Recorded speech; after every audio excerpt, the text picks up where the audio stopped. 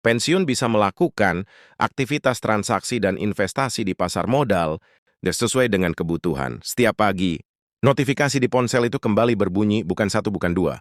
Hampir setiap hari ada yang bilang, rapel sudah cair, ada yang bilang masih ditahan, ada yang kirim tangkapan layar saldo, tapi tanpa nama bank, tanpa tanggal, tanpa sumber yang jelas. Ada juga yang bersumpah, ini info dari orang. Dalam hati ikut berdebar, bukan karena serakah, tapi karena berharap. Harapan itu sederhana, bukan ingin kaya mendadak, bukan ingin pamer saldo, hanya ingin kepastian, ingin tahu apakah hak yang dijanjikan negara benar-benar akan sampai, ataupun hanya jadi cerita yang berulang setiap tahun. Bapak dan Ibu yang sudah puluhan tahun mengabdi, tentu paham rasanya menunggu. Menunggu bukan hal baru, sejak masih aktif bekerja, menunggu SK, menunggu mutasi, menunggu kenaikan pangkat, menunggu pensiun. Dan sekarang, di masa senja, menunggu lagi, menunggu rapel, menunggu selisih hak yang seharusnya sudah diterima.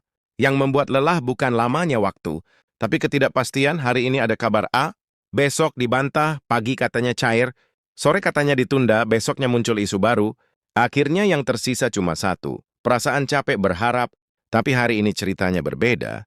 Harian ini kita bicara dengan kepala dingin, tanpa drama, tanpa asumsi, tanpa kabar berantai. Hari ini kita bicara berdasarkan fakta, karena untuk pertama kalinya, si pemerintah Republik Indonesia secara resmi memastikan satu hal yang sangat ditunggu oleh jutaan pensiunan di seluruh negeri, dana rapel pensiun, yaitu selisih kenaikan gaji pensiun yang selama ini dinanti, benar-benar dicairkan, bukan wacana, bukan rencana, bukan janji politik, tapi keputusan negara, dan yang membuat kabar ini terasa sangat melegakan, bukan hanya karena uangnya ada, bukan hanya karena saldo akan bertambah, tapi karena keputusan ini lahir dari proses resmi yang panjang, jelas dan bisa dipertanggungjawabkan secara hukum dan administrasi. Dana rapel ini bukan muncul dari grup WhatsApp, bukan hasil bocoran anonim, bukan hasil spekulasi media sosial, prosesnya melalui jalur administrasi negara, melibatkan verifikasi data jutaan penerima, melibatkan pengesahan anggaran, melibatkan koordinasi antara Kementerian Keuangan, lembaga pengelola pensiun, dan sistem perbankan nasional. Artinya sederhana, negara benar-benar hadir, negara tidak lupa, negara tidak mengingkari, negara mengakui pengabdian para purna bakti. Dana rapel ini adalah pengakuan bahwa puluhan tahun mengabdi bukan sesuatu yang dihapus setelah pensiun. Pengakuan bahwa di pensiunan, ASN TNI dan Polri tetap bagian dari sistem negara, bukan beban tapi fondasi. Di tengah kondisi ekonomi yang berubah cepat, harga kebutuhan pokok yang terus naik, biaya kesehatan yang semakin mahal, kabar ini datang seperti udara segar, bukan karena nominalnya semata, tapi karena rasa aman, rasa dihargai, rasa tenang. Karena bagi pensiunan, yang paling mahal bukan barang, tapi ketenangan batin. Pemerintah juga menegaskan bahwa cakupan penerima dana rapel ini sangat luas. Bukan hanya pensiunan yang masih menerima gaji bulanan, janda pensiunan tetap mendapatkan haknya, duda pensiunan tetap dihitung, anak yatim, piatu yang tercatat sebagai ahli waris juga dilindungi. Tidak ada diskriminasi, tidak ada pengistimewaan. Dari golongan terendah sampai pejabat tinggi, semuanya dihitung dengan sistem yang sama, sesuai aturan, sesuai proporsi, sesuai data. Semua tersimpan rapi dalam sistem nasional pengelolaan pensiun dari Sabang sampai Merauke, dari kota besar sampai pelosok, dan sekarang pun kita masuk ke bagian yang paling sering ditanyakan. Bagian yang bikin jantung berdegup lebih cepat, bagian yang paling bikin penasaran, soal pencairan. Kabar baiknya, sistem pencairan sekarang jauh lebih manusiawi. Pemerintah menyadari bahwa mayoritas penerima adalah lansia, mereka tidak boleh dibebani proses yang melelahkan, tidak perlu antri panjang, tidak perlu bolak-balik kantor, tidak perlu mondar-mandir bawa map tebal, dana rapel ditransfer langsung ke rekening, yang selama ini digunakan untuk menerima gaji pensiun bulanan, otomatis tanpa pengajuan ulang, tanpa biaya tambahan. Bapak dan Ibu cukup mengecek saldo melalui ATM, SMS banking atau aplikasi mobile banking, sederhana.aman.transparan. Ini bukan hanya soal teknologi, ini soal empati. Ini bukti bahwa pelayanan publik mulai berpihak pada kenyamanan penerima manfaat. Namun satu hal yang perlu dipahami sejak awal, jangan kaget kalau nominal yang diterima berbeda antara satu orang dengan yang lain. Ini bukan kesalahan sistem, bukan ketidakadilan, bukan permainan angka, besaran dana. Rapel dihitung berdasarkan beberapa faktor penting, gaji pokok terakhir saat masih aktif, golongan dan pangkat, lama masa kerja jumlah bulan, keterlambatan sejak kebijakan kenaikan berlaku, penyesuaian tunjangan keluarga, dan komponen lain yang memang diatur. Karena itu wajar jika nominal berbeda, pensiunan, golongan rendah akan berbeda dengan golongan tinggi, masa kerja pendek berbeda dengan masa kerja panjang, semua dihitung oleh sistem, bukan manual, bukan oleh oknum.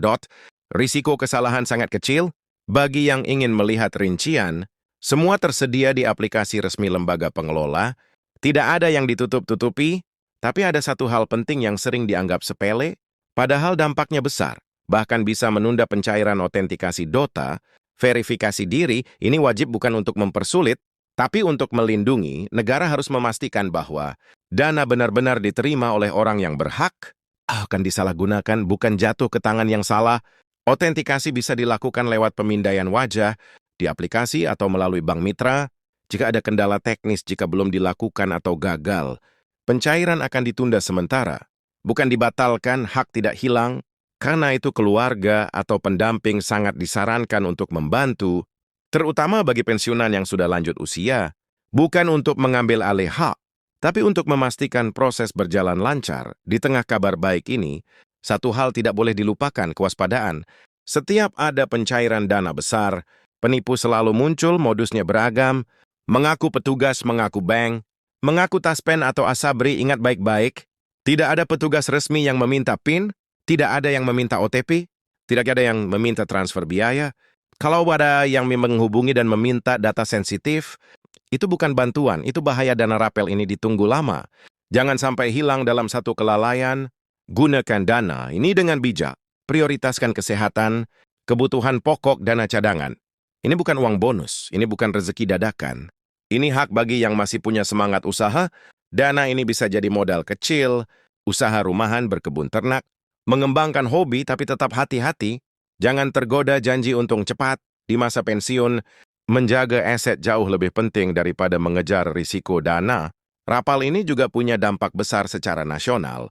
Konsumsi pensiunan, menggerakkan ekonomi daerah, warung hidup pasar, bergerak, usaha kecil berputar, dan semua itu berawal dari satu hal, kepastian. Namun perlu diingat, penyaluran dilakukan bertahap. Kalau ada yang menerima lebih dulu, itu bukan berarti ada yang dilupakan. Itu bagian dari manajemen sistem. Yang paling penting adalah memastikan data benar, rekening aktif, nama sesuai, status penerima jelas. Kalau ada ketidaksesuaian, sistem akan berhenti. Bukan karena niat buruk, tapi demi keamanan. Pada tanggal 30 Diwadurobitnum, pemerintah menegaskan bahwa pencairan, rapel dan penyesuaian manfaat pensiun dilakukan secara tertib, aman, dan berbasis data valid. Artinya, kunci utama bukan menunggu pesan berantai, tapi memastikan data diri beres. Dan sampai di sini, ada satu hal lagi yang perlu kamu pahami. Ini penting, karena disinilah banyak orang salah paham. Rapel bukan bantuan sosial, bukan hadiah, bukan belas kasihan. Rapel adalah selisih hak, hak yang muncul karena kebijakan kenaikan berlaku surut. Karena itu prosesnya harus rapi, harus bisa diaudit, harus bisa dipertanggungjawabkan. Dan disinilah kita akan masuk lebih dalam tentang bagaimana rapel dihitung, kenapa waktunya bisa berbeda, kenapa ASN, TNI, dan Polri bisa punya mekanisme yang tidak sama,